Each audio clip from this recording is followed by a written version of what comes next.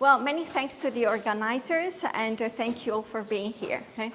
So this talk is on the metaphysics of dark energy. Okay? So I'm a metaphysician of science, and so I'm interested in metaphysical questions. What are metaphysical questions like? Well, for instance, applied to dark energy, does dark energy exist really? Okay? Second question, are we justified in believing in the existence of dark energy? Third question, well, if it does exist, then what is it like? What sort of entity is it? And then the fourth kind of question will be, can dark energy really explain given its ontic status? Okay?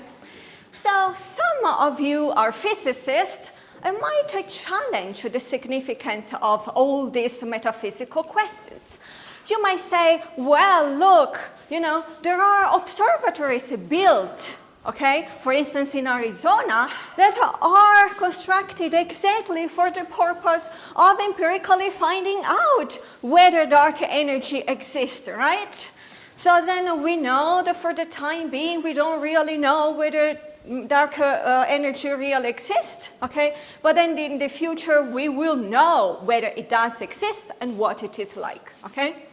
So then what is the significance of these metaphysical questions asked right now when we do not have yet an empirical proof of its existence, okay?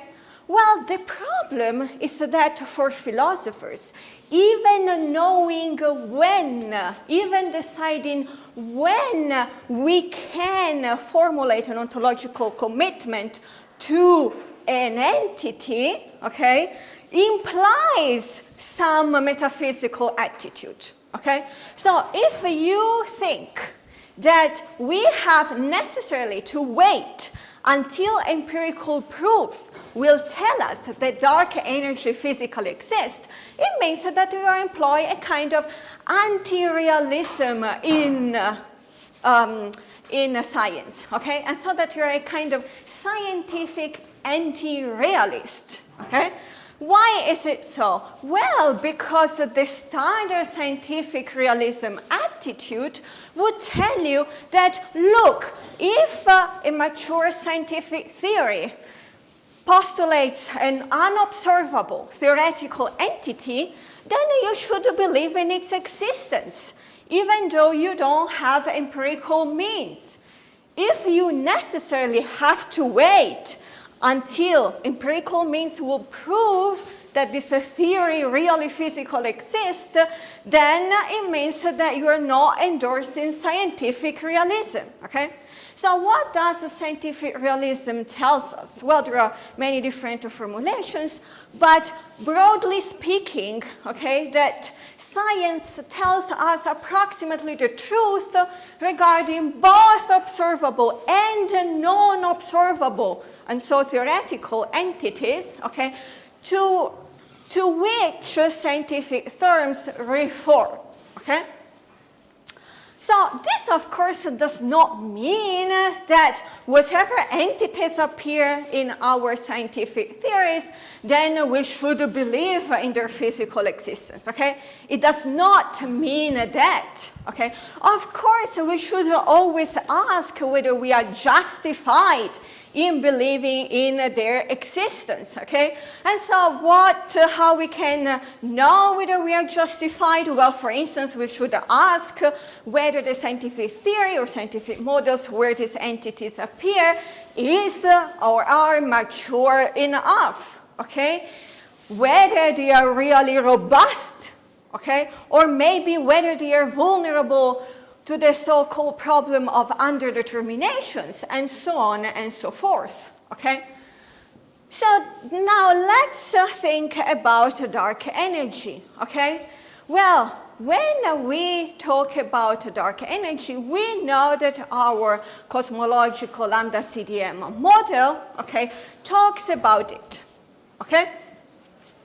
So then we can ask many questions. So what is the truth of the sentences about dark energy, okay, of which the lambda CDO model consists, okay?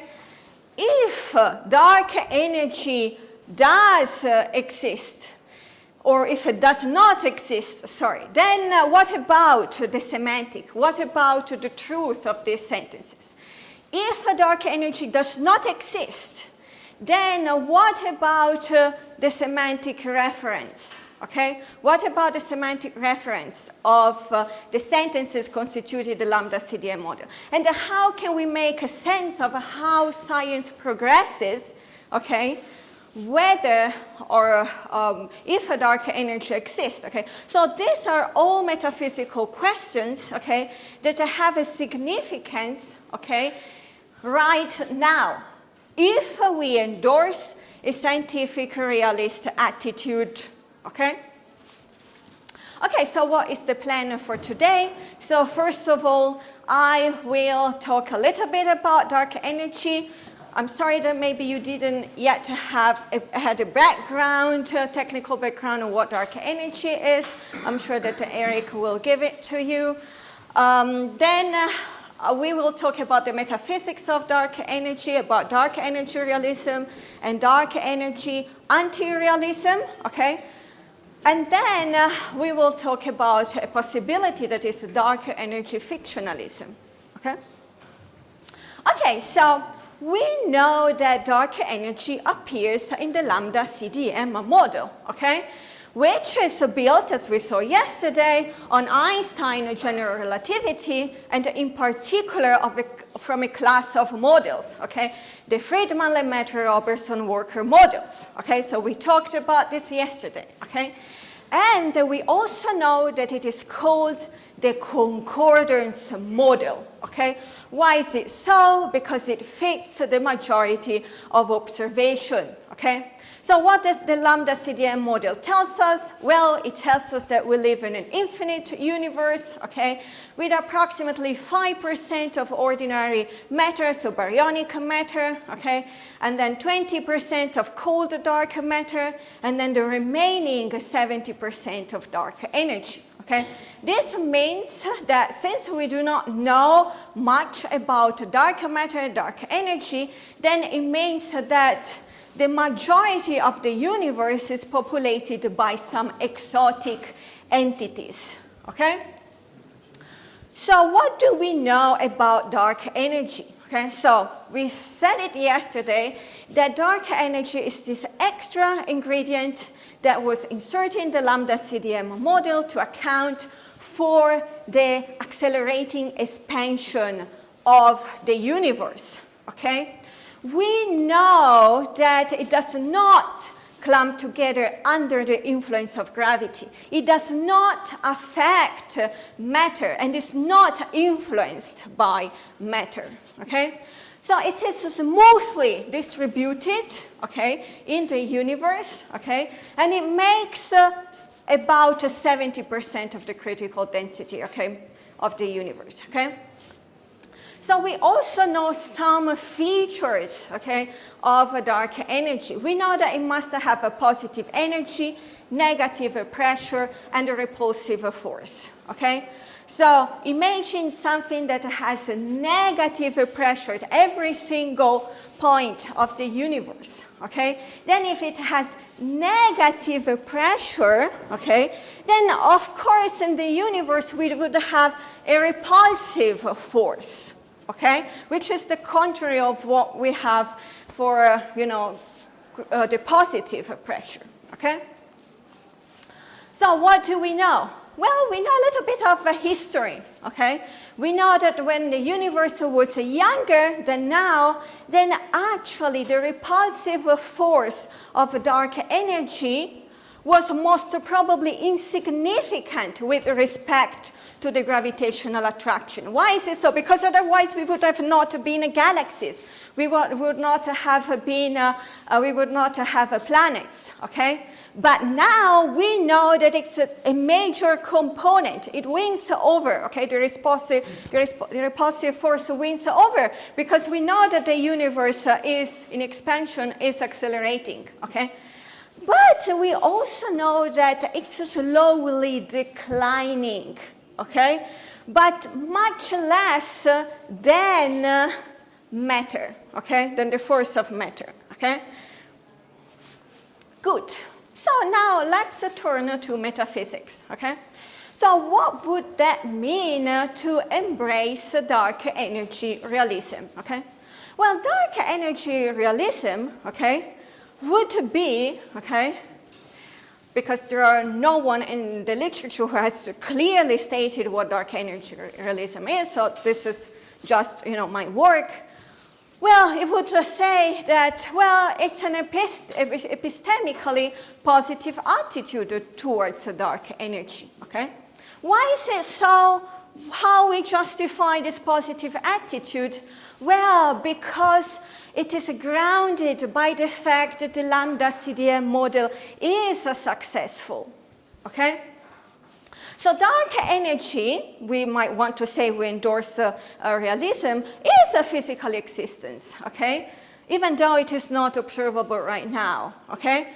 Why? Because the lambda CDM model is not just an instrument that we have to predict the future, but it has literally true content. It refers to the world, it tells us about the world, it represents the world, okay? And so the physical non-existence of dark energy would actually be able to disprove, to falsify the model, okay? So now, there are many different ways in which we can actually pin down and formulate this epistemically positive attitude of scientific realism, okay? But broadly speaking, one of the most famous formulations is by Hilary Putnam. And Hilary Putnam formulates scientific realism with these sentences. Well, the positive argument for realism is that it is the only philosophy that does not make the success of science a miracle. The terms mature science theories typically refer that the theories accepted in mature science are typically approximately true. Okay? So what does it mean if we have a local scientific realist attitude applied to dark energy? Well, it would mean that we would have an explanation, okay, for dark energy realism, which is that, well, the positive argument for dark energy realism is that it is the only metaphysical attitude that does not have the lambda CDM model, okay, a miracle. Okay, so we know that it functions, that it works well. Okay, if we did not have a realist attitude, we would have to say that the fact that the lambda CDM model works is just a miracle. Okay, then we have a semantic component. Okay, so dark energy, okay, refers to something existing in the world, and so then the lambda CDM model is approximately true. Okay? So again, we do have an explanatory component, okay, which is that we do have a good explanation for the success of the lambda CDM model, which is that the structure, okay, the entities that it's talked about are actually really instantiated in the world, okay? And then the predictive success of the lambda CDM model justifies dark energy realism, okay? Because the dark energy realism is the best explanation for the lambda CDM model success. Then we do have a semantic component, okay? Which makes more precise, less vague, okay? The assertion that, well, the lambda CDM models, entities, and structure are instantiated in the world, okay? So we are saying that truly there is an entity called the dark energy, okay? And this semantic component is necessary for us to say that the sentences referring to dark energy in the lambda CDM model are true, okay? Okay, so then if we put these two components together, then it means that the predictive successes warrant, okay, an inference that the lambda CDM model is approximately true, and so that it refers to some dark energy qua-physical entity, okay? So this realistic attitude is very much in line with the naturalistic attitude or approach, which is very popular, of course, in the philosophy of science and in the metaphysics of science. Why is it so? Because we want to ensure that our ontological commitments are grounded, okay, in scientific theories that are successful, okay? So then the question that one should answer in this, within this naturalistic attitude is, well, given that this model or theory, okay, provides an approximately true description of the world, given its success, okay, then what does a universe look like? What does it look like, okay? Okay, so now we can look back at dark energy and at the model in which dark energy appears. So, is the concordance model successful? Well, of course it is, okay? Of course it is successful, okay? Why is it called a concordance? Well, of course, because the lambda CDM model can be reached, can be arrived at by using many different lines of evidence, okay? Different classes of arguments, okay, that you will know in the following days. And then if we remove any piece of this evidence, okay, then this would decrease or reduce the accuracy of the cosmological parameters that are known, okay? If the model is wrong, then it would really mean that we are in a kind of conspiracy, implausible conspiracy between a number of independent observations, okay? Second question, okay, it is successful, but does it really provide, or is it really within a scientific mature, okay, theory, okay? So the concern here is that it might be vulnerable to the so-called scientific underdetermination problem, okay? So concerning this, yeah, please. I'm just worried about what does it mean to be a scientific mature theory? It's just that it's not underdetermined by any other model? Well, it can mean different things, okay? But certainly is that it is robust, okay, through theory change. So that one thing that we are not discussing here, okay? And the second thing is that, yes, as you said, okay, it is not vulnerable to the problem of underdetermination.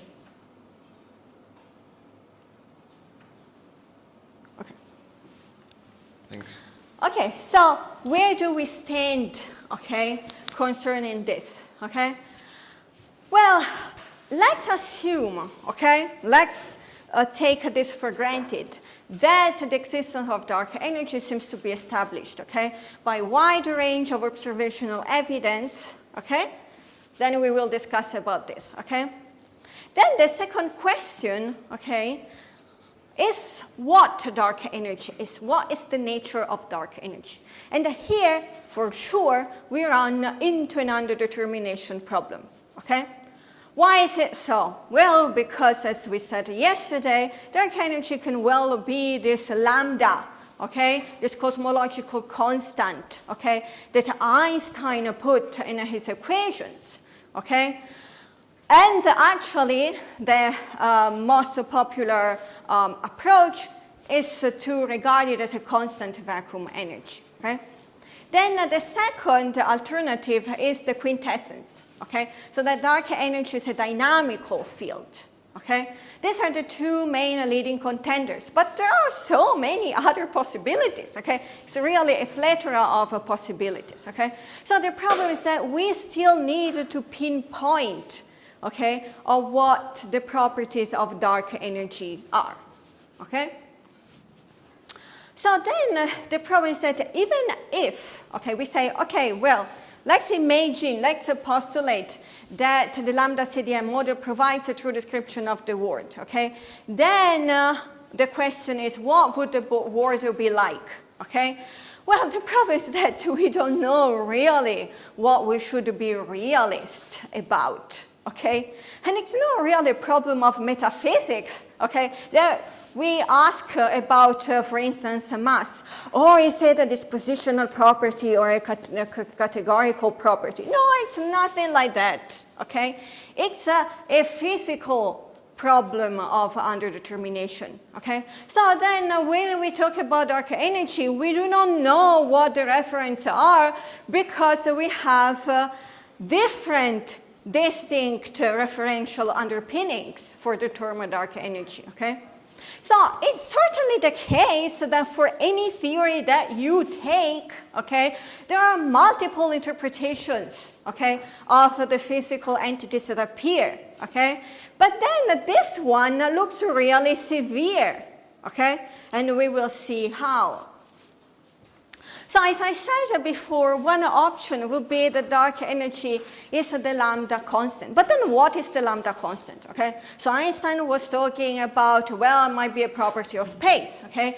Now, as we said yesterday, people say, well, it's an extra form of vacuum energy, okay, which adds a constant energy density to the universe, okay? Why is it so? Well, this is a consequence of the uncertainty principle in quantum mechanics. We said it yesterday, okay? It is the lowest energy state of space, okay? Well, the problem is that if we try to calculate, okay, then the fact is then 10 to the 120 greater, okay, than it should be, okay? So that looks really a problem, okay? So people are not happy with this solution, okay? So let's go to the second solution. Well, you know, it's this thing that already Aristotle was postulating, okay, that there is another element in the world and blah, blah, blah. We can call a quintessence, okay? It's the repulsive dark energy that varies with time, okay?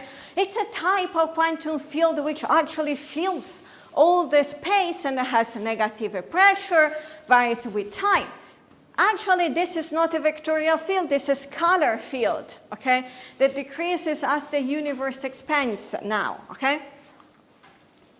No, this is not true. This is a phantom energy. Okay, it increases stretching of the it's a stretching of the universe that becomes severe. It can actually escalate, and then the universe will become a big reed. Okay, we saw it yesterday. Okay, no, but actually, phantom energy does not evolve like this. At a certain point, it will change a sign. It will come a negative. Okay, and then it will cause a bigger crunch. Okay. So all of these are possibilities or models that are under investigation, okay? So then where do we stand again, okay? So then the problem that we still need to pinpoint the properties of dark energy. And then, okay, let's assume that we are realists about dark energy. Then we don't have any clue of what dark energy is, okay? So then what are we realist about, okay? Is our scientific realist attitude locally applied to dark energy even meaningful, okay? So that's a worry, okay? So there might be different answers that one could give, and I don't think that all would work, okay? So one is to take the idea of Niels Martin's project, okay, to say that actually dark energy evades our category. So of course, here, Niels Martin is talking about slightly something else, okay, but here we will apply to what I'm saying, okay.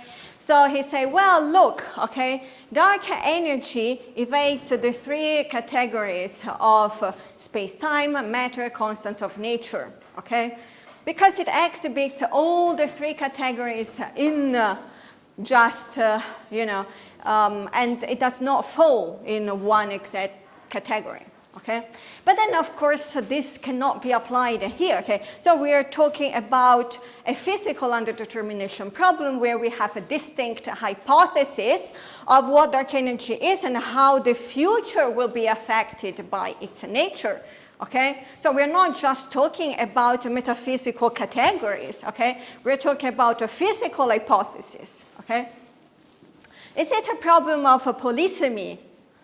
Well, what is polysemy? Well, it's whenever you have terms that do not rigidly refer to the word, okay? So we do have other scientific concepts like temperature, okay, or hardness, okay? We cannot give a fixed description, okay? Well, of course, this is not the problem. This is not the problem of polysemy, okay? Because, again, we are talking about different competing physical alternatives for dark matter that will give, okay, different future of the universe, okay? Well, maybe we can still be realist by adopting a sort of descriptive opportunism, okay? This is what Wilson metaphysically proposes, okay, in order to understand the scientific realism without semantic rigidity, okay. Well, according to descriptive opportunism, okay, even if you do not have a single or global description of a natural process, this does not mean that they are forced to entail an anti-realist attitude, okay. Why is it so? Well, because you have to consider pragmatic criteria. Can you reason well in the presence of that entity? Okay? So if you can reason properly in the presence of some entity, okay, and that reasoning is successful, then you are justified in being scientific realist, okay, in believing into existence of that entity, okay? And then he says, well, all scientific realism should have included that in the definition, okay?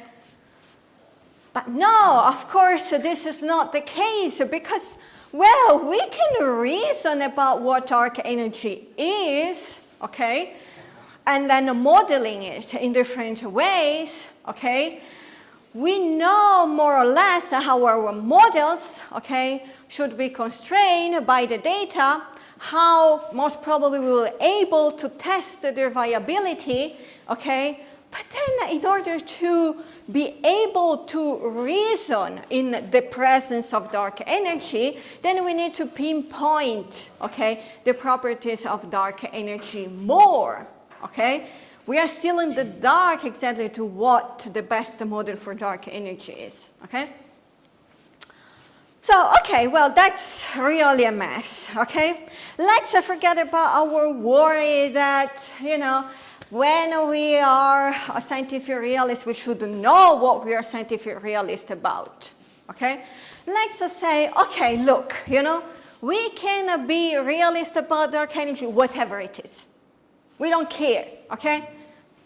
Okay, then how can we justify that metaphysical commitment? Well, one of the standard arguments, okay, normally is the eliminative causal argument. Okay, to justify scientific realism for one particular entity, okay? So how is it spelled? Well, given what is known, the possible causes of effect E are C and C1 and C2 and C3 and all the others, okay? You can also regard it in probabilistic term, okay? And say, well, given what is known, the probability is very high that E is caused by one of the C's, okay? Second premise, well, we know that C1, C2, C3, and blah, blah, blah do not cause E. Because even when they are absent, then the event is still happening, okay? So most probably C causes E, okay? It's not C1, C2, but it's C, okay? So this is the kind of eliminative causal argument, okay? But then this is the problem, okay? That actually we cannot employ this straightforwardly to dark energy because there are also hypotheses that are in alternatives to the hypothesis postulating the existence of dark energy. And even though this it is contentious, it is controversial, okay? There is a significant number of scientists that presses us to consider alternatives to dark energy, okay? This means that we do have a case of a severe underdetermination, then we will see about severe underdetermination, okay? So we do have the inhomogeneous Lemaitre-Tolman-Bondy model, okay? So they deny what Eric was explaining yesterday, which is the cosmological principle, and so that we live in homogeneous isotropic universe, okay? So what does it mean? Well, they do retain isotropy, okay, but then they retain homogeneity, okay? So they think, well, maybe we are living in a Hubble bubble, okay? And that Hubble bubble is expanding in an it has an accelerating expansion, okay? But maybe the whole universe as a whole is not, okay? So then, if so, then our inference to dark energy may be flawed, okay? Because it's assuming a homogeneous model, okay? Can these models fit the data of the type 1a supernova? Yes, of course, because we live in a Hubble bubble, okay?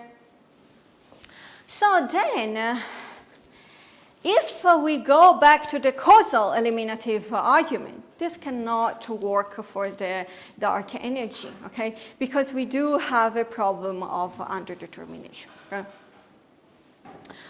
How is it that underdetermination is truly a threat to scientific realism, and so in our case to dark energy realism?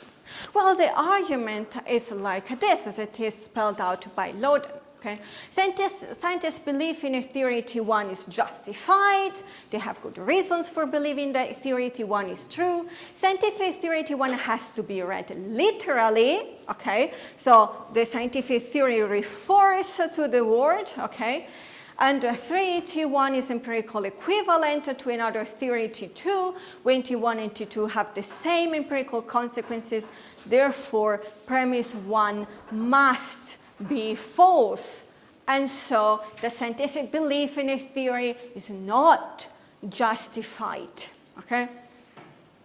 So attention here, what are we meaning by empirical equivalence? Okay? Well, normally when two theories are empirically equivalent, okay, it means that they have exactly the same empirical consequences, okay? So we know that the different hypotheses for dark energy, okay, have a different empirical differences, okay, and also with models, okay, that do not support homogeneity, okay. But then for now, okay, they can accommodate the data that we have got so far, okay? So for the future, of course, they will diverge, but for now, they can accommodate the data so far, okay? So one could say, well, look, the eliminative causal argument is not that good because it does not take into consideration background information, okay? You know, with the background information, okay, we could actually know, okay, whether one theory, okay, one entity, one cause is actually the cause of an event or not. Because maybe we can judge the probability, we have some background effects, background information, and we can decide, okay? But then also concerning background information for dark energy, well, yes, there are supporters of dark energy that says, well, you know, cosmological model is successful and blah, blah, blah. But there are also the critics, okay? They say, no, we lack empirical evidence, okay? And also we lack a true understanding of the value of the lambda, okay? All in all, I'm also worried of another thing. That whenever we look at the lambda CDM model, okay, it seems vulnerable to a problem that many astrophysics and cosmology models have, which is the problem of plasticity and then certain stability of the model, okay? So when do we say that a model suffers plasticity? It's whenever, okay, we can just adjust the ingredients of the model so that it keeps remaining empirical successfully whenever new data come in, okay? So new data come in, okay, and then we adjust the model so that it accommodates new data, okay? So then adjusting the model when new data come in often requires incorporating new ingredients like dark matter, dark energy, okay? And then, so the multiplication of observational constraints, okay, then progressively rigidifies, okay, the model, and then the model becomes stable, and it's almost impossible to get out of it, okay? So this is because we have a problem of path dependency, okay?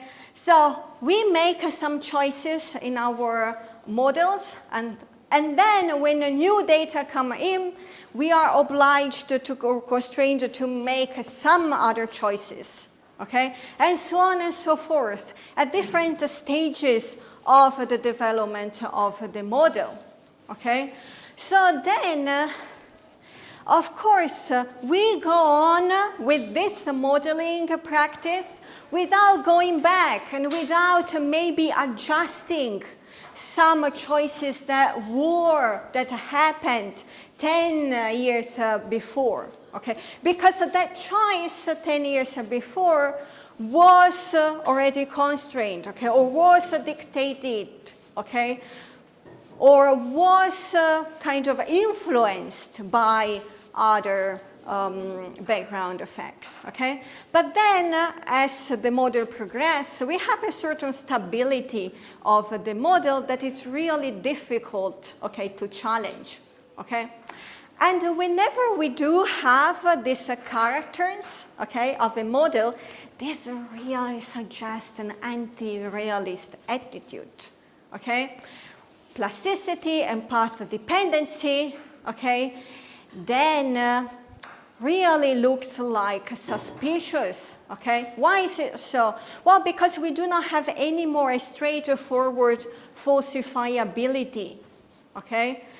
So basically, plasticity and this kind of stability is actually a sign that we're not getting the physics right, the underlying physics right, okay?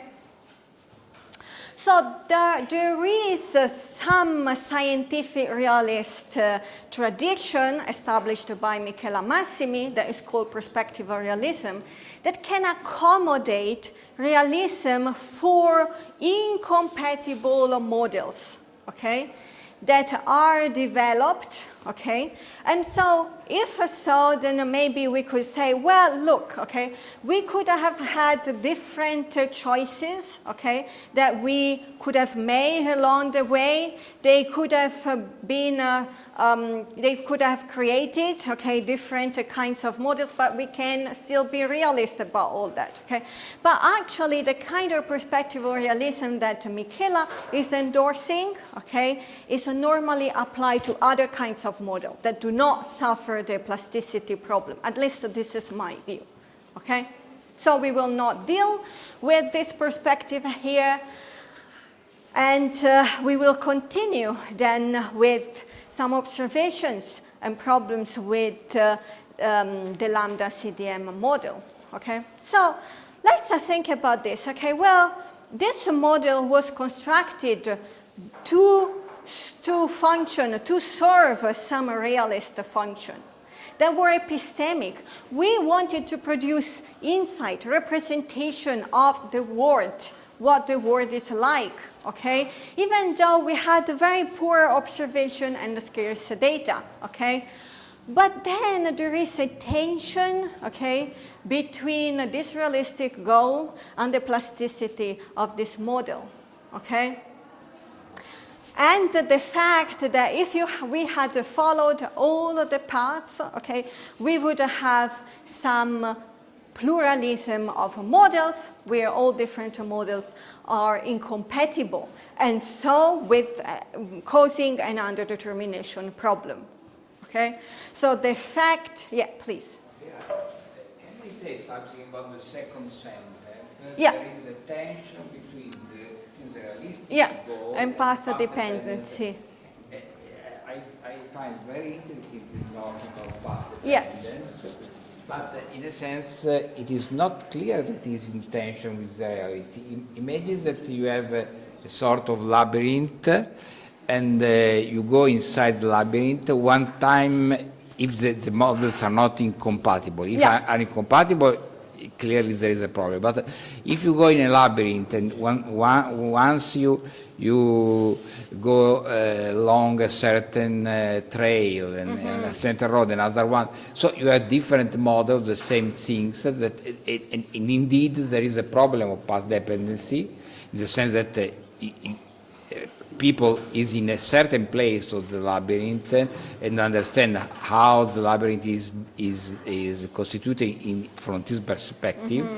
So this path dependency sometimes could be in the handle, not in reality. So it is not all, if models are incompatible, clearly. Yeah. But if are not, they could be the same thing described from different point of view, or yeah. So thank you for your question. Okay. So I was not clear in here. Okay. So first of all, one problem is caused by plasticity. Okay. So with a plasticity, we mean a model, okay, that can survive anomalous data collection by keeping at the ingredients and the extra structure. This means that it's not a model that is able to be falsified in a straightforward sense, because you can still add things. So you have a hypothesis, and then you keep adding auxiliary hypotheses, okay? And then, so you have this model, okay, that does not clearly support a clear sense of falsification, because it keeps surviving, okay? So this is a problem of plasticity, which then, of course, does not straightforwardly imply anti-realism, but it suggests that maybe, okay, the physics behind the model is not entirely either developed or straightforwardly spelled out, or it's too vague, or there is something wrong, and then we could add a little bit of like ad hoc assumption. Okay, so this is one thing. The second is, as you said, the path dependency. Okay, so this is the problem, that as you clearly mentioned, that depending, so we are at a certain like moment of time, and we have to decide whether we want a homogeneity or not a homogeneity. Of course, these are two incompatible things, okay? So then we do have incompatible models. So for what dark energy is, well, depending on whether, you know, it's the lambda, okay, or it's a quintessence or phantom energy, these are clearly incompatible models regarding the future of the universe. So this is why, okay? So is this clear? Yeah, please. Yeah. Is the problem of the plasticity of models a problem for realism in general, or for dark energy realism? So it's a problem of realism about model. Because my question is there any model or scientific theory that does not suffer of plasticity? I mean, you can always change any auxiliary hypothesis in order to not get a theory falsified if you want, right? Yes, but then there are certain models that are particularly good at being able to how can I say, to keep going, to survive through anomalous data collected. So there are some models that you can't do anything, okay? You have to discard them. And then there are some models who are very good, okay? And of course, this is due to like how precise the model wants to be, and how many data and how our data are good and accurate and precise, how the model is constrained, and all these things. What are the kinds of principles that support the model, like the cosmological principle we were discussing yesterday, is it justified or not, and so on and so forth. Is it okay? Mm-hmm. Okay. So then the problem is that, okay, but then if we go into dark energy anti-realism, we have so many problems. We don't want to do that, okay? Why is it so? Well, because the lambda CDM model is the concordance model, okay? And then it makes up the 70% of the universe, the dark energy makes up the 70% of the universe for that model, okay? And if we do not believe in dark energy, then it seems that it's a little bit bad for realism of the lambda CDM model. Maybe we should be anti-realist about the lambda CDM model, okay? And then what about the whole cosmology, okay? Since that is the main kind of paradigm, okay?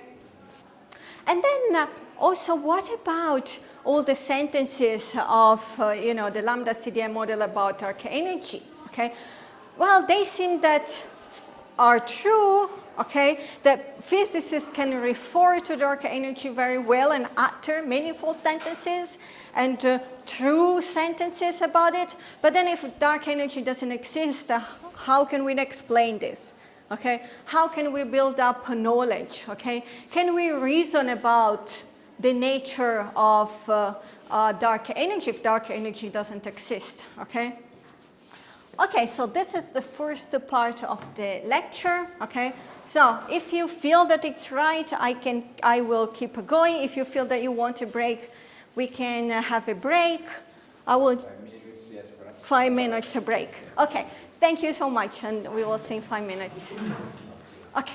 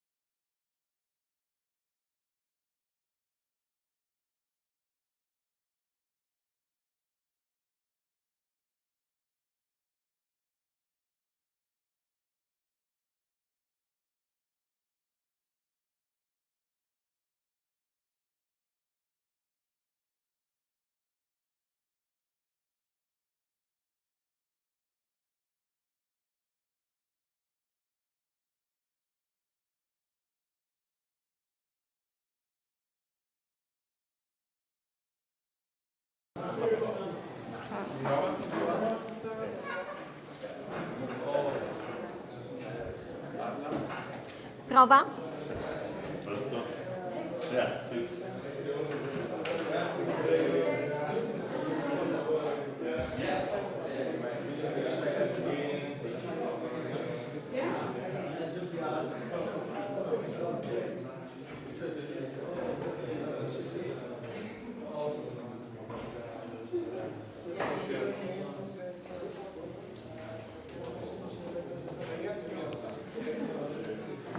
Can I start?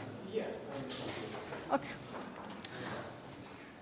Okay, well, thank you for all the questions that I received. Okay, so I kind of realized that maybe I didn't introduce well enough the metaphysical terms for those of you who are in the physics departments. Okay, so please, this next part will be very metaphysicsy, okay? So if you get lost, let me know, okay? Okay, so I'm sorry, this I think doesn't work.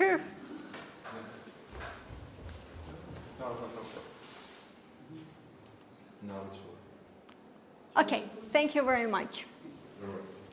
Okay, so here I would like to propose to understand dark energy with some tools that have been developed in metaphysics, okay, which belong to the tradition of fictionalism, okay?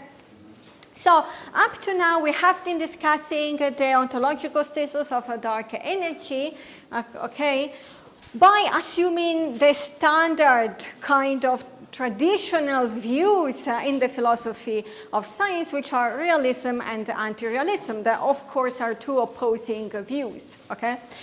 But I propose an alternative, which is a fictionalism, okay? So what is a fiction? Okay. So usually a fiction, it is produced in order to provide a narrative, okay? A narrative of what it is not empirical accessible in order to understand what it is empirical accessible, okay? So we do have some data, okay, that some parts of the world that we know, okay, that are empirical accessible, but in order to explain that, okay, we make some fiction, okay, of what the world could be, okay, in order to understand what we know, how it is, okay?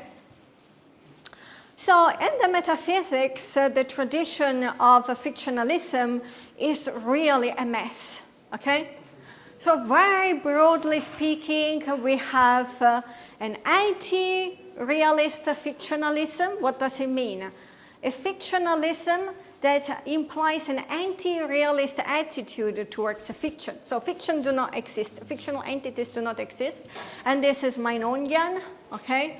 And then a realist attitude, okay, which is a non-Meinongian, okay? What we say about fictional entities is true, okay? So then, if what we say is true, this carries over or entails a realist attitude towards fictional entities, okay? And then we do have within the tradition of realism artifactualist, anti-factualist, anti-artifactualist attitude, which is whether basically these fictional entities are artifacts or are not artifacts, okay? So this is what happens in the metaphysics, but we do also have scientific fictionalism, okay, which is a tradition that is employed within the philosophy of science to understand the ontic states of different things.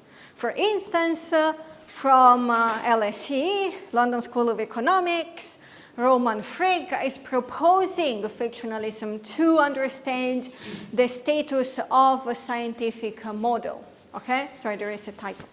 Then Mauricio Suarez is using fictionalism to understand the fictional entities put in our scientific theories like the ether, and that turned out not to exist. Okay?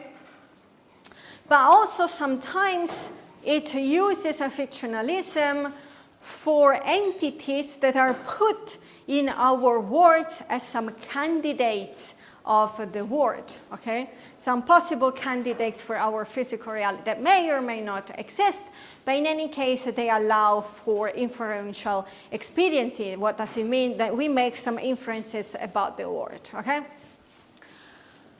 Please. No, it's just, I want to just take the opportunity to clarify myself about something. Is the thesis here that the model itself it's a fiction, or that Yes. what the model represents is a fiction? No. Yeah, it's the model. So the status. So the reference is the model, and the referendum may exist. I mean, whatever it is outside, I mean, the model may describe something that is not physical. So the claim is that we should, no. So the claim is that we should understand the model in the same way we understand Anna Karenina, the book. Okay? Yes. So it provides us some narrative of what the word could be. Okay?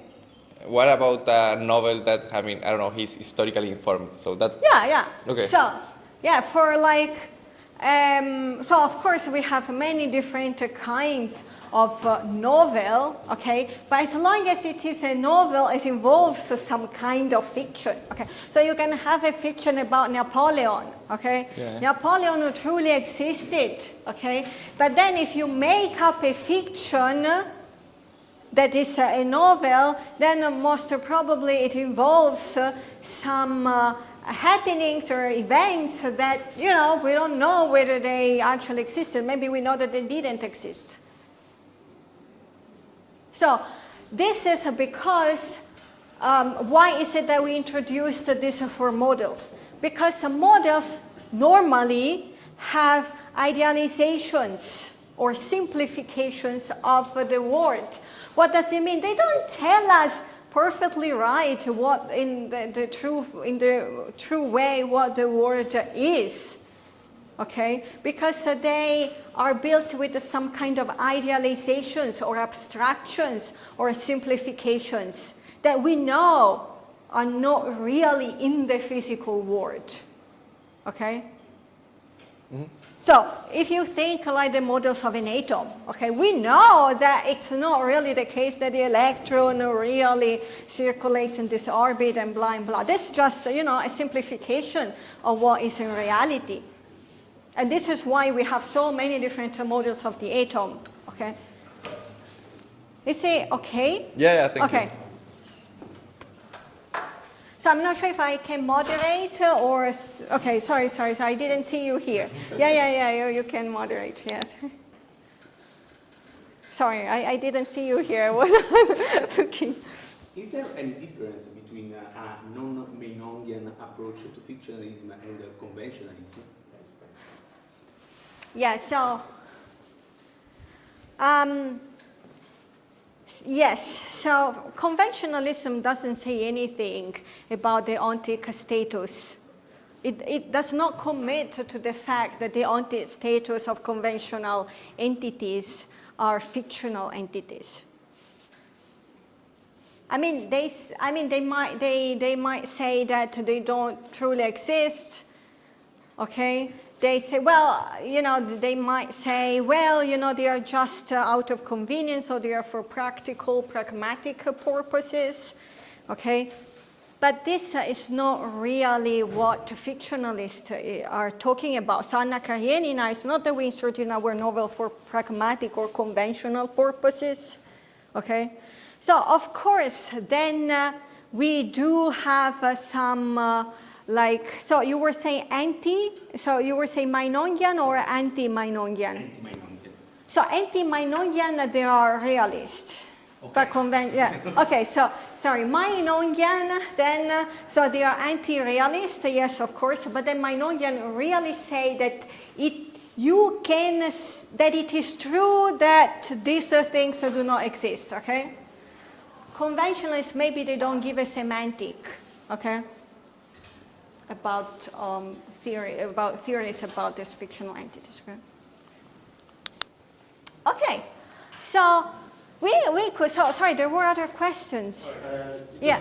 It has been partially answered, but just to ask it. I wanted to be more clear on exactly what then is the difference between like instrumentalism and fictionalism, but it has been like partly answered already. Yeah.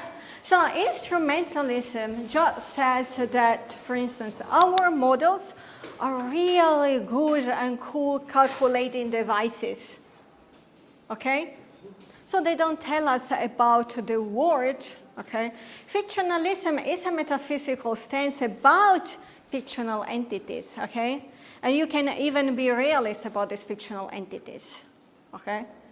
So also in that case, instrumentalists normally do not give any semantic, okay? Or they might say, yeah, whatever you say is false, or no, it does not have a semantic. You can't say that your sentences are true or false, okay? Fictionalism takes this issue of semantic seriously. Okay. So you can see also as a way to try to bridge the instrumentalist and realist. Yeah, so normally instrumentalists are not really interested in the metaphysics, okay? But fictionalist is a realist view, yeah. Sorry, is a metaphysics view. Thanks. Can you just say something more about the artifactualism and the anti-artifactualism? Yeah. So Thomason, okay, for instance, is a really great supporter of the artifactualist account. What does it mean? So we will see it later. So Anna Karenina, okay, is really a result of the cognitive process, okay, of the author, okay? But if you're an anti-artifactualist person, then you say, no, Anna Karenina exists independently, okay? So the fact is that once you endorse realism about fictional entities, it's very hard to be artifactualist. Okay. Because, yeah. Sorry, Vera, may I add an historical note? Yes, sorry. In the literature today, we use this term Meinongian in contrast with the Russellian theory of description, in the sense that you can say of something that there isn't, okay? But indeed, Meinong was completely realist. It's completely wrong from a historical point of view. Yeah, yeah, that's true. Yeah, yeah, that's true.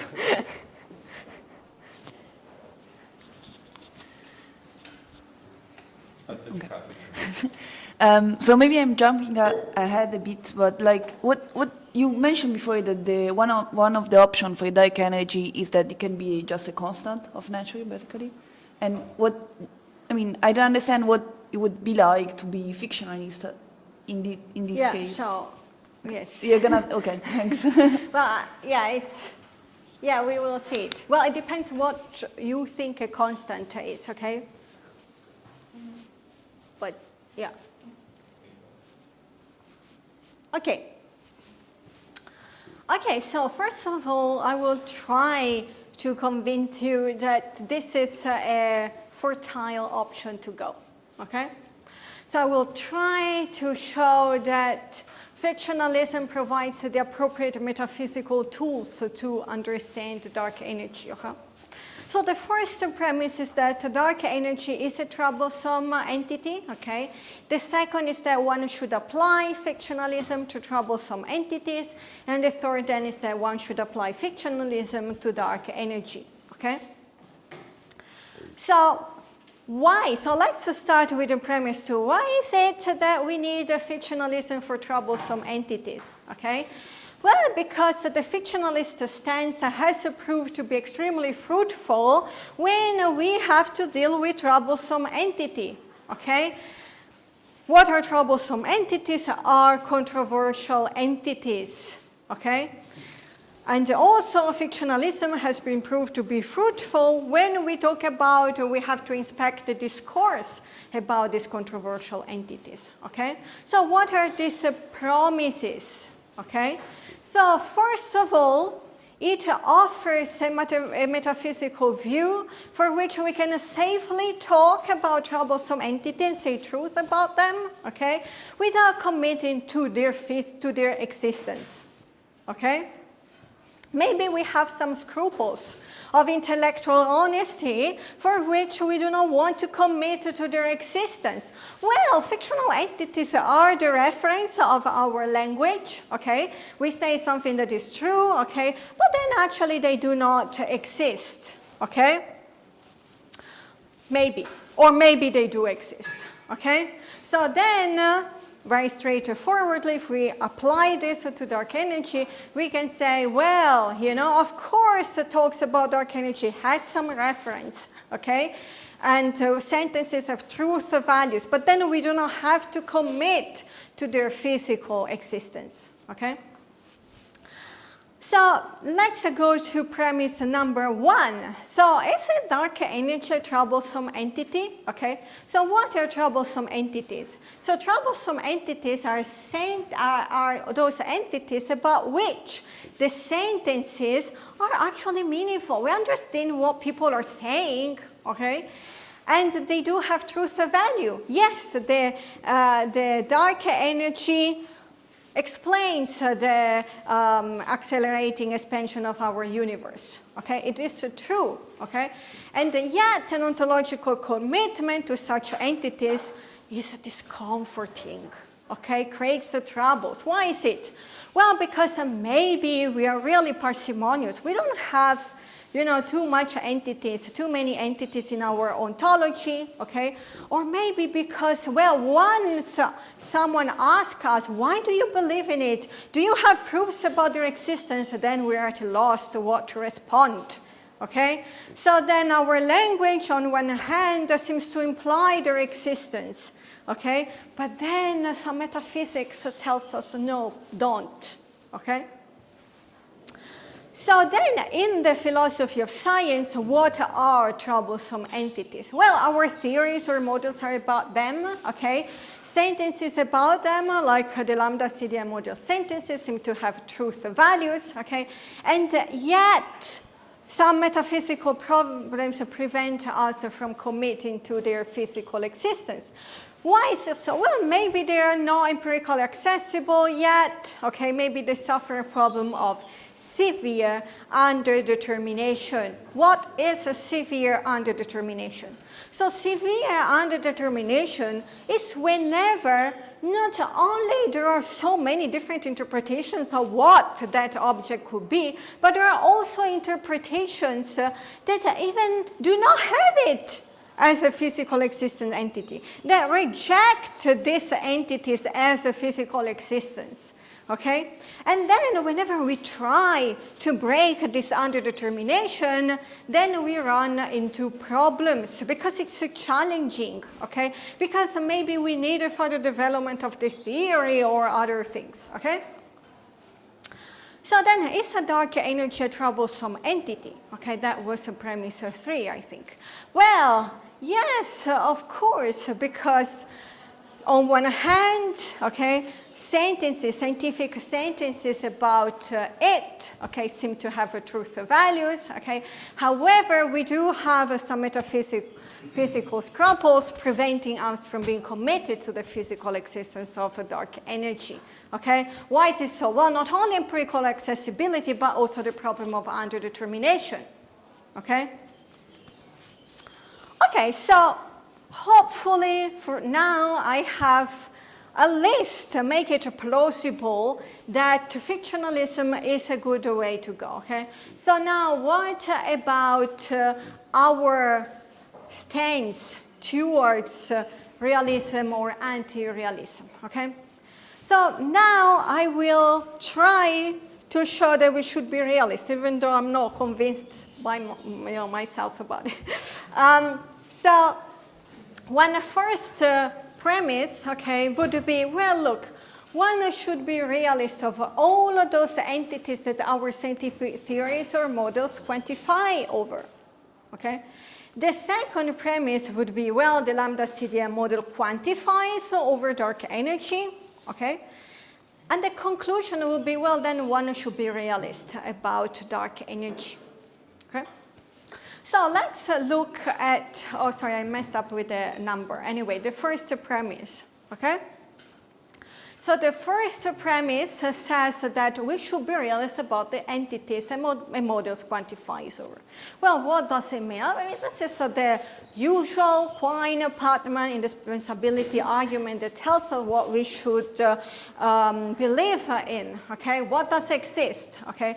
Well, we ought to have ontological commitment to all and only the entities that are indispensable, okay, to our best scientific theories. Okay, so we have a scientific theory, okay, there are some entities that are indispensable. What does it mean? Okay, so if we put it in a logic formalism, okay, we need that some quantifiers, okay, quantifies over the variables that are associated with these entities, okay?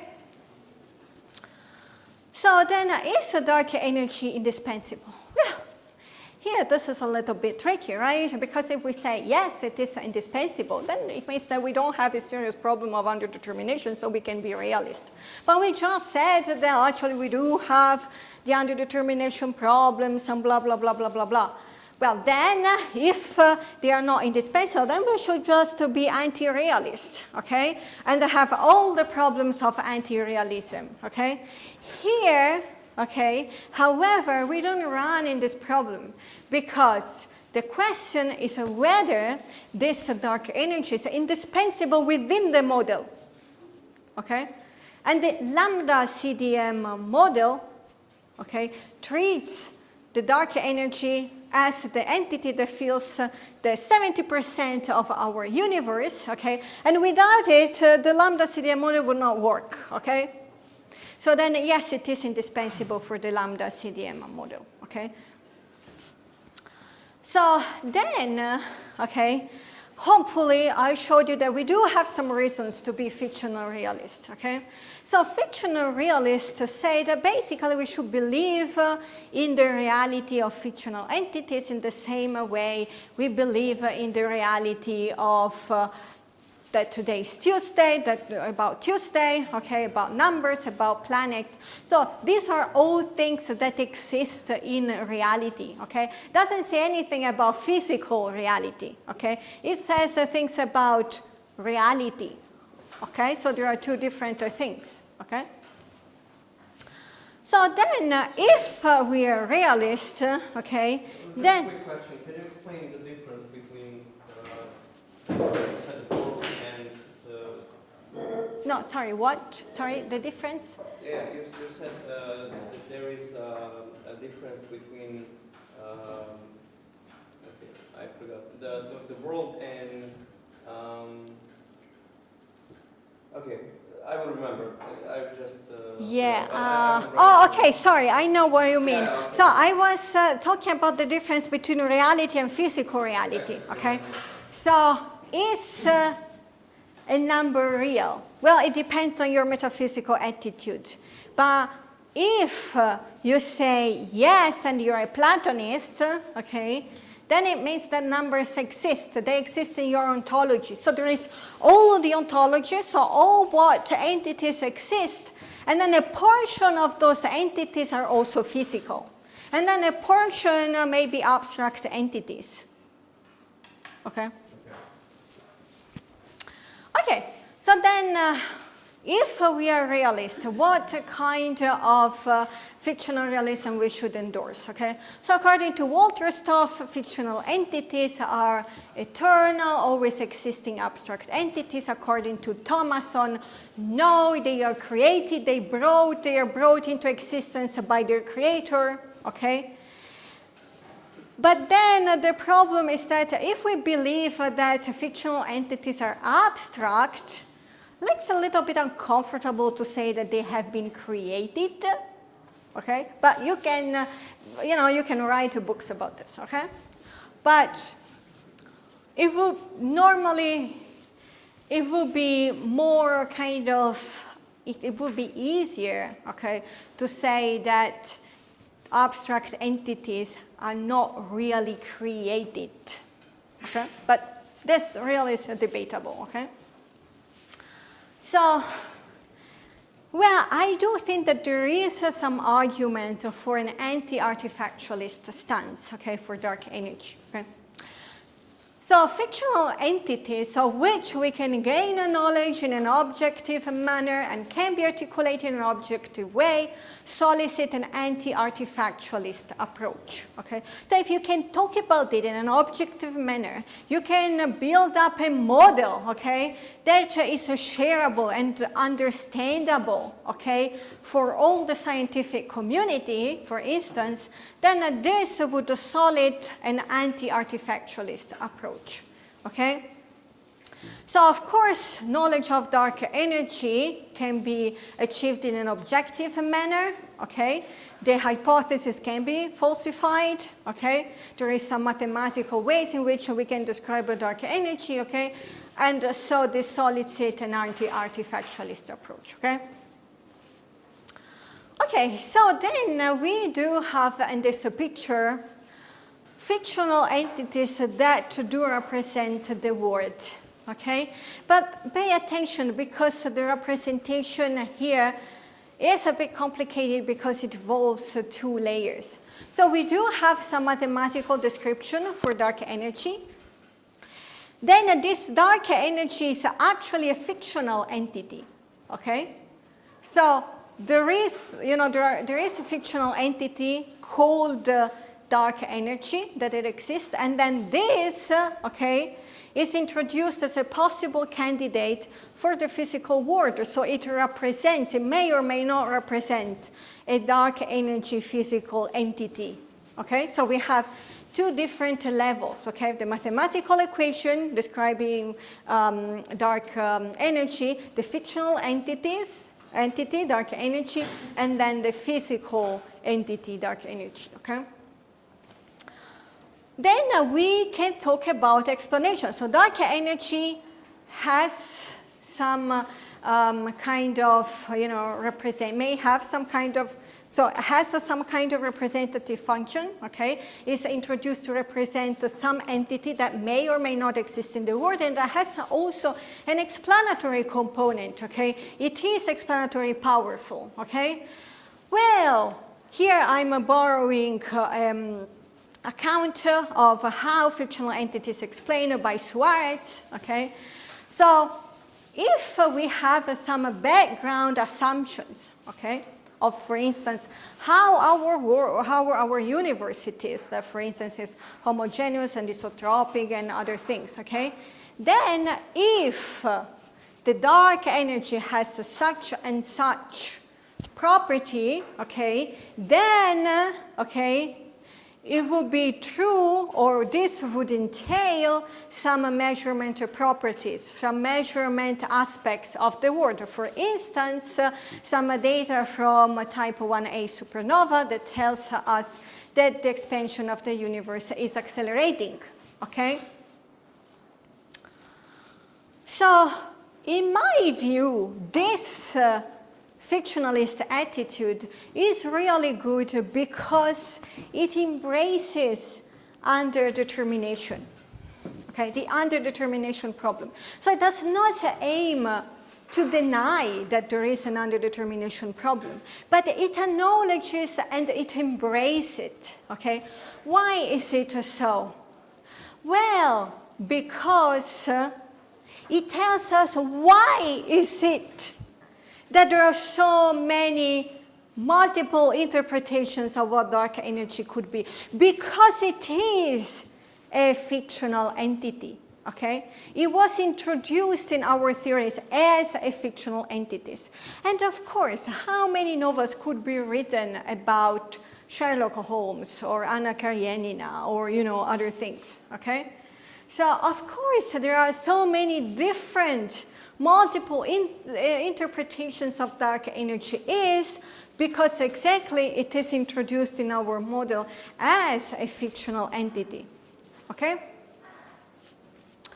So then this fictional attitude, okay, can be seen as occupying a middle way between the realist representational views and the anti-realist and anti-representational view, okay? So realism and anti-realism.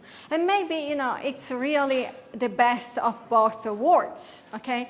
So why is this so? Well, first of all, it tells us that, of course, our sentences are about things that exist, which are dark energy, okay, which is a dark energy, okay?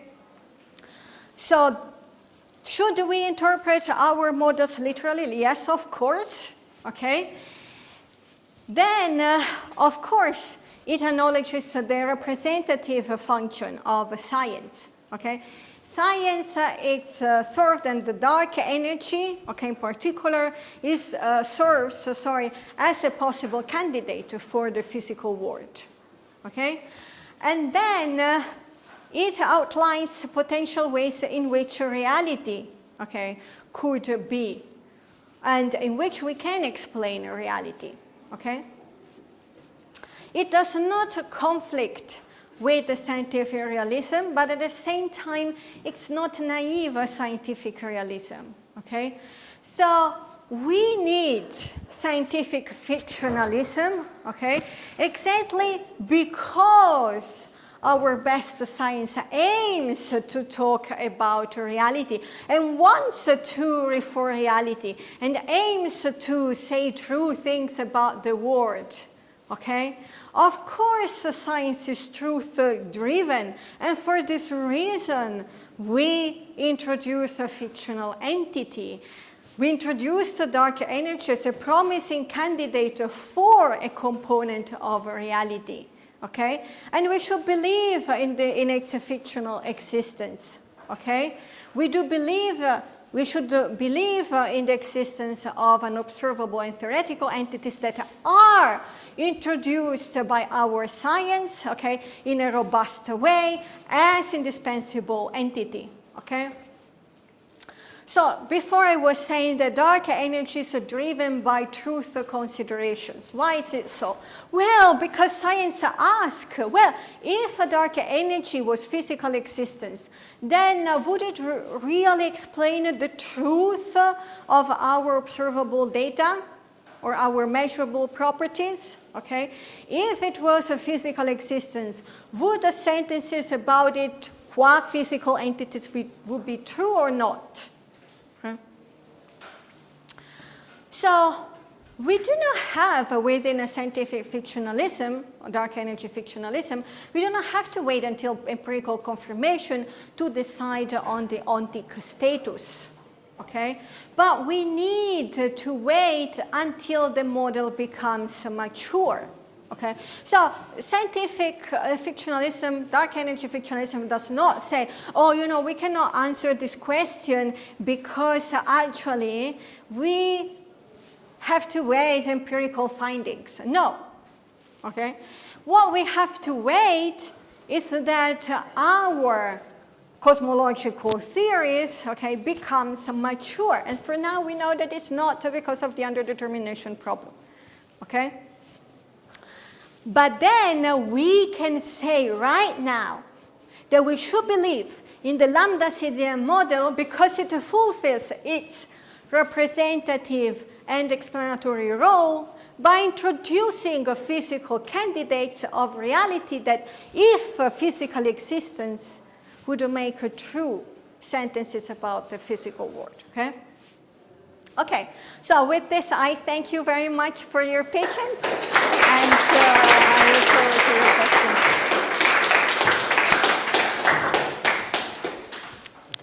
Thank you very much to Vera for this very interesting talk, and now we have 10 minutes for the questions. Question?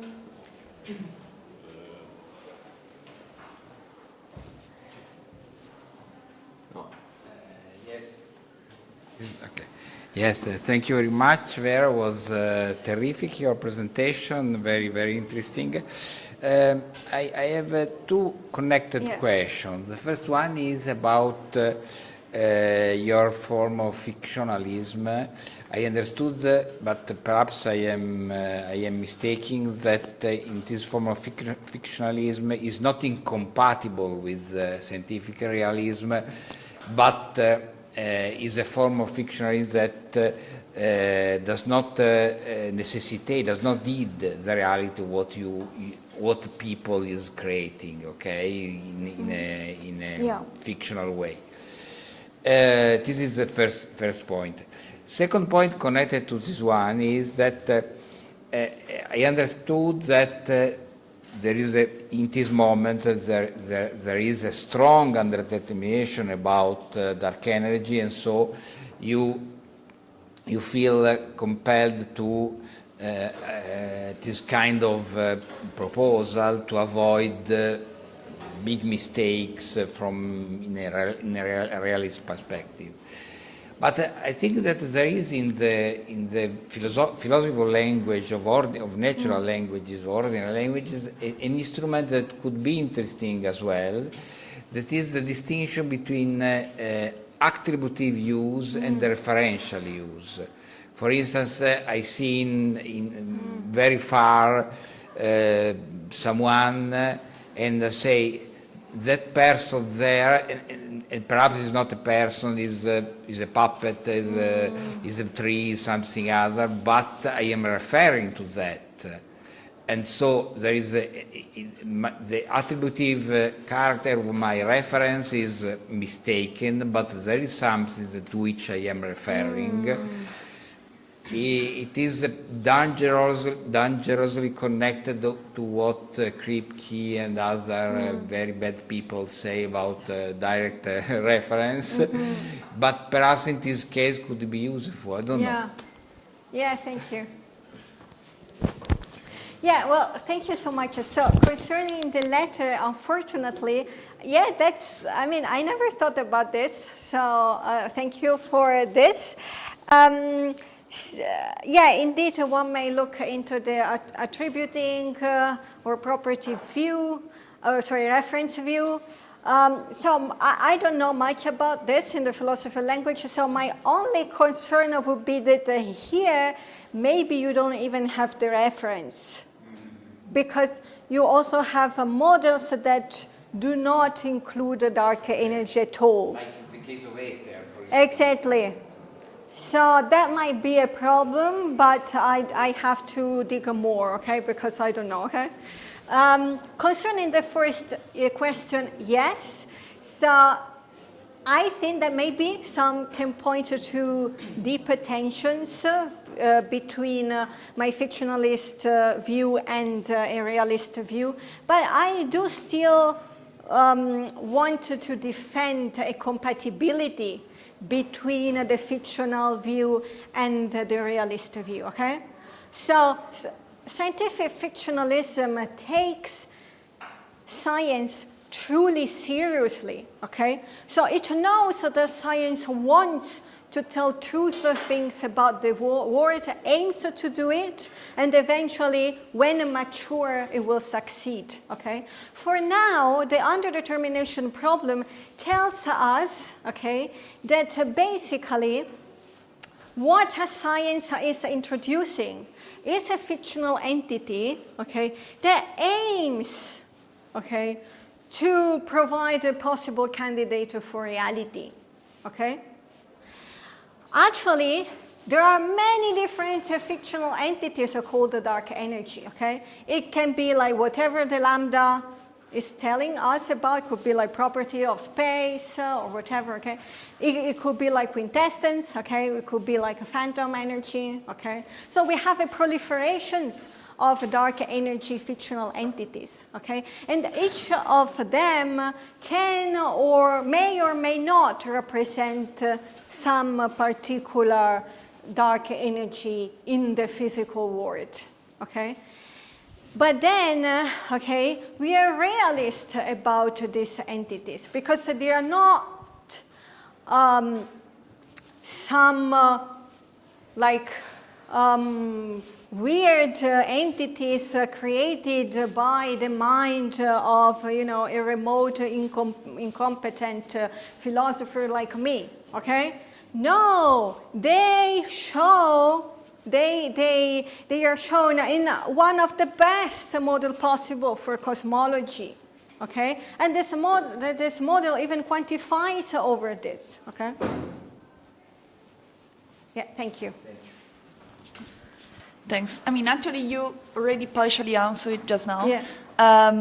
But I will try to push a bit more the point. So, my question was basically a clarification on why functionalism doesn't have the same problem of, let's say, naive realism. Yeah, in the fictionalism. sense, Okay. Fictionalism. The same problem of naive realism in the sense that, like, the question is like, okay, we don't even know what we should be realist about, and in the fictional case, I mean, you can make the same point, like, yeah, okay, I mean, maybe it's a bit better for under determination, but still, like, we don't know what we are fictionists about, and even like if you make the comparison with the other, other fictionalist examples like Sherlock Holmes, like we know that he's a detective, that he has a hat, he lives in Baker Street, and blah, blah, blah. So, I mean, we know something about that entity we're fictionalists about. And in the case of dark energy, I mean, doesn't seem the case. So, why fictionalism should be better off than naive realism, basically? Yeah, okay. Yeah, so I'm not sure if I understood it completely, okay? So if I say something that diverges, let me know, okay? So the worry here is the following, okay? So scientific realism tells us, okay, so we have some theories that quantifies over X, okay? So then we should be realist about X in a physical way. Scientific fictionalism is say, okay, there are some theories or models that quantifies over X, so we should be realist in a fictional way, okay? So then they are both naive because they imply the existence of whatever is quantified over, okay, in a particular theory or model. The only difference is that one obliges us to physical existence. Fictionalism obliges us to fictional existence. So is this the question? That you don't see the difference between them? I mean, no, I don't see why. I mean, the reason why we say no, realism is not good enough in this situation cannot apply even in the fiction. So the difference is the underdetermination. So so we are not justified in believing in the physical existence of dark energy, even though the theory quantifies over, because of the underdetermination problem. That is a serious threat to the realist, okay? So we endorsed that argument, okay? But for fictionalism, this does not apply. It actually justifies a fictionalism, the underdetermination argument. Okay, so we should be realist of all the kinds of dark energy that all different models, okay, talk about, okay? And so we have a proliferation of dark energy entities, okay? But we believe in all of them, in their existence. Okay. So that's the difference. Okay, thank you. Yes, I'm not moderating, it's him, so I'm not sure. Yeah. So just to see if I'm correctly understanding this difference. So while, for example, to attack a straw man, maybe a naive realist would, in terms of reference, would like to refer to entities with properties that are very well understood or pretty much specified. In this case, like in the functional realism, like we do not mind whether we have all these properties of this entity, functional entity we are referring to. So for example, like could also carry over to the argument of dark matter. There is an abundance of candidates and maybe some of particular properties of this. We do not know them, but a scientific realist would like to have a particular particle, for example, something more specified, while here in the functional realism, we do not mind about having an answer of more particular question. We can still refer to it even if it's a vague concept. Is it this one of the difference between the realism and fictionalism? Yes and no, okay? So let me be a little bit more specific, okay? So I think that you are heading to something that I would embrace, but not entirely, okay? So to me, the problem is not really that scientific fictionalism doesn't mind whether we know everything about an entity, okay? The thing is that once we know little, okay, about an entity, and so we come up with multiple competing hypotheses, okay, that are very specific, okay, then fictionalism would endorse realism for all of them, okay? So there are multiple dark energy fictional entities specified in different ways, okay? And we have a very specific narrative for all of them, okay? Maybe not complete, but, it's like, a narrative, okay? So, thank you, yeah. Okay, I have one curiosity, Yeah. because I'm not an expert in dark energy, so it's a curiosity. We told that the lambda city model being successful justifies our belief in, may justify our belief in the existence of dark energy. And in which sense it is a successful model? So we can say that assuming the existence of dark energy provides predictions which have been verified? Well, it is, I think, but here there are experts, that it is a concordance model, okay? And so you can arrive at by multiple lines of evidence, okay? It supports many different evidence that we have, okay? The microwave background radiation data, the supernova data, okay? And many different other things. And then, so we collect all data, in many different aspects, okay? And then the lambda CDM model can accommodate all of them, okay? It's a concordance model, okay? Okay, So we it's are successful in that way. Okay, so it makes predictions or just make adjustments to different problems we have? Well, I guess I'm sure that it will also make predictions for the future, okay? Depending on how your specification of dark energy is, quintessence, phantom energy, lambda, constant, then, it predicts that, will be like a big crunch, a big rip, and, or will keep expanding, or, this kind of thing. Okay, thank you. Yeah, but then, yeah.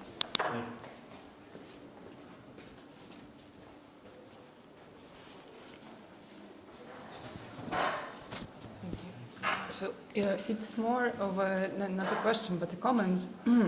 I have recently started reading Objectivity by Dustin and Gallison, and what it got me thinking about, when you showed that there are two types of fictional realism, the one with eternal abstract entities and the other one about abstract artifacts, you argue for the first version.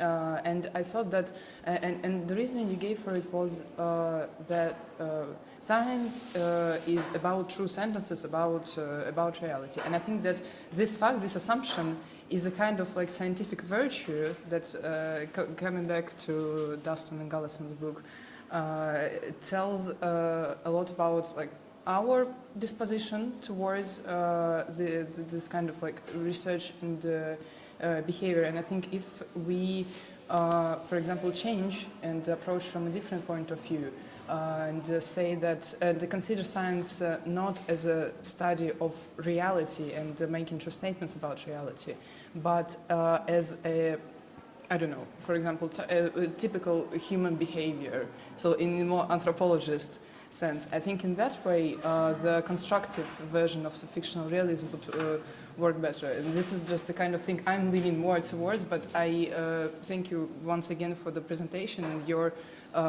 approach to the research is very relatable to me. Thank you very much. Yeah, we'll look more into his book because I really don't know, but thank you so much for your feedback. Yeah, thanks.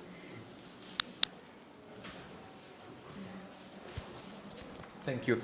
I have a question regarding how whether fictionalism is sensitive to different kind of evidence that we have for different models in scientific and physical theories.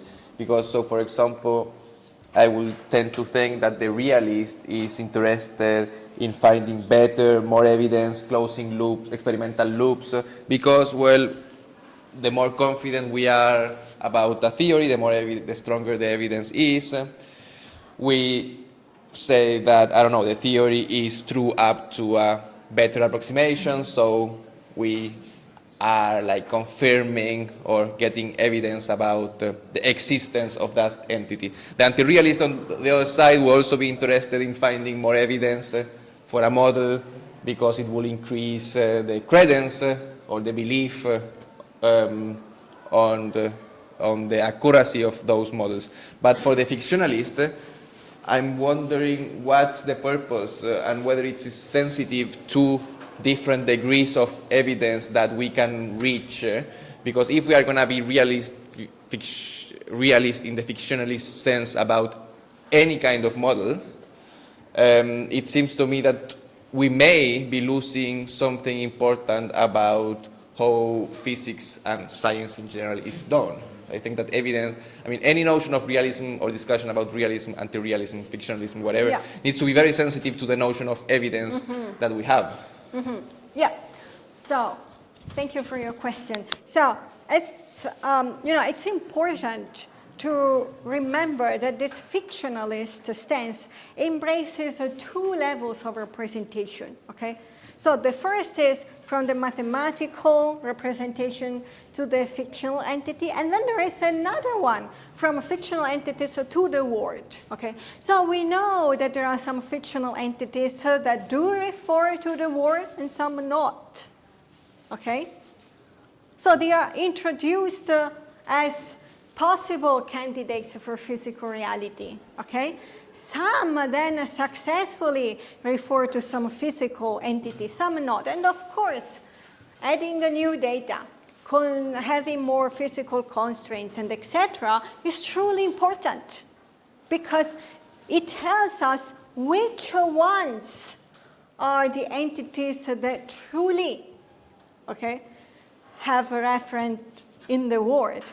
So there are some fictional entities that do have some counterparts, physical counterparts in the world. And physics is so important because it tells us which one. Yeah, but then I feel like I should come back to Marta's question. What's in the second step of the representation when we start asking which of our fictions or models do refer to real entities and which of those don't, what's the difference with scientific? Because scientific fictionalism, it allows you to be realist about science, and about, in this case, the lambda CDM model, and say, yes, of course, the truth, the sentences in the lambda CDM model, the sentences about dark energy are true, they refer to something, and this is not a problem even though the lambda CDM model suffers the underdetermination problem, So it allows you to account for the truth and the existence of your troublesome entities without committing to their physical existence. So for the physical existence, science has the authority.